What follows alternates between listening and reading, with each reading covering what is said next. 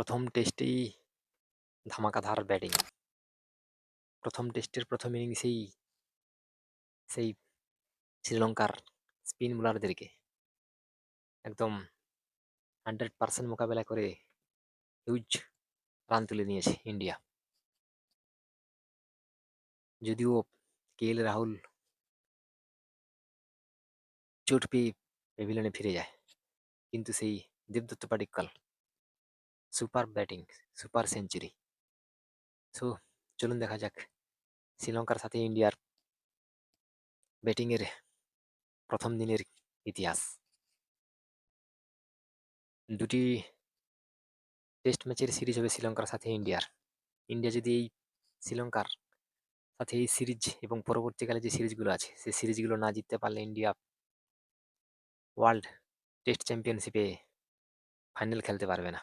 ইতিমধ্যেই বাংলাদেশ 4 নম্বর পজিশনে চলে এসেছে, সেখানে ইন্ডিয়া টেস্ট র্যাঙ্কিংয়ে পঞ্চম স্থানে।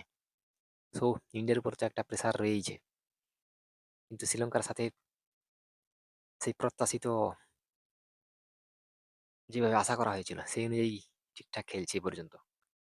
প্রথম টসে জিতে শুভমান গিল ব্যাটিংয়ের সিদ্ধান্ত নেন। যথারীতি সেই রাহুল এবং যশস্বী জয়সওয়াল শুরুয়াতটা ভালোই হয়েছিল, কিন্তু যশস্বী জয়সওয়াল বেশিক্ষণ টিকতে পারেনি। এই ভুল বোঝাবুঝির কারণে রান আউট হয়ে যায়। খুবই দুঃখজনক। যশস্বী জয়সওয়াল 32 রান করে। পরবর্তীকালে রাহুল এবং দেবদত্ত পাডিক্কল দুজনের শুরু হয় সেই নতুন ইতিহাস, নতুন ইতিহাস সৃষ্টির খেলা, যেখানে দেবদত্ত পাডিক্কল 131 রান করে, এবং এটি ছিল দেবদত্ত পাডিক্কলের প্রথম ইন্টারন্যাশনাল টেস্টে প্রথম সেঞ্চুরি। কিন্তু এই দেবদত্ত পাডিক্কলের খেলার কথা ছিল না। সেই সাই সুদর্শন চোটের কারণে দল থেকে ছিটকে যায়, কিন্তু যখনই মৌকা পেয়েছেন দেবদত্ত পাডিক্কল তার একদম 100% সুযোগকে কাজে লাগিয়েছেন এবং ঠিক মোমেন্টে ঠিক কাজটি করে দিয়েছেন। পরবর্তীকালে সেই রাহুল আবার হালকা চোট পেয়ে প্যাভিলিয়নে ফিরে যান। পরবর্তীকালে শুভমন গিল বেশিক্ষণ টিকতে পারেনি, মাত্র 16 রান করেই আউট হয়ে যায়। সো পরবর্তীকালে সেই ঋষভ পন্থ এখনো 27 রান করে ক্রিজে অপরাজিত রয়েছে, এবং দেবদত্ত পাডিক্কল দুজনেই ব্যাটিং করছে। সো প্রথম ইনিংসের ভারত এই পর্যন্ত 288 রান করেছে, মাত্র 2 উইকেটের বিনিময়ে। এখনো ইন্ডিয়ার হাতে 8টি উইকেট রয়েছে, এবং আজকে আবার ভারত তাদের 288 পর থেকে আজকে আবার তাদের ব্যাটিং শুরু করবে। এবং গতকালকে মাত্র 73 ওভার ইন্ডিয়া ব্যাট করেছে। যদিও ম্যাচটি ছিল বৃষ্টি বিঘ্নিত, মাঝে মাঝেই বৃষ্টি হচ্ছে শ্রীলঙ্কাতে। সো 73 ওভার খেলার পরে 288 রান করেছে ইন্ডিয়া। সো সুপার রান করেছে। আপনি কি মনে করেন, ইন্ডিয়া কি এই প্রায় 300 রানের কাছাকাছি হয়ে গেছে, এখনো 8টি উইকেট হাতে আছে? সো হিউজ রানের টার্গেট দিতে পারবে শ্রীলঙ্কাকে? দিলেও বা কত রানের টার্গেট দিতে পারে? এবং দেবদত্ত পাডিক্কল তিনি ইতিমধ্যেই 131 রান করে নিয়েছে।